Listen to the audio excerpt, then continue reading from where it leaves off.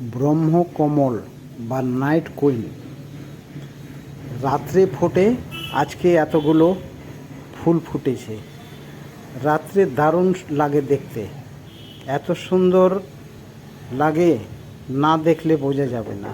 আর এত মিষ্টি সুন্দর গন্ধ এর আছে। হ্যাঁ, গতকাল ফুটেছিল। এতে এই গাছের ডাল কেটে অনায়াসে চারা তৈরি করা যায়। কেউ যদি লাগাতে চান, ডাল কেটে লাগান, অনায়াসে চারা তৈরি হয়ে যাবে। কিন্তু রাত্রিবেলা দারুণ সুন্দর লাগে, দারুণ সুন্দর। আপনি দেখলে বুঝতে পারছেন, দারুণ সুন্দর লাগে।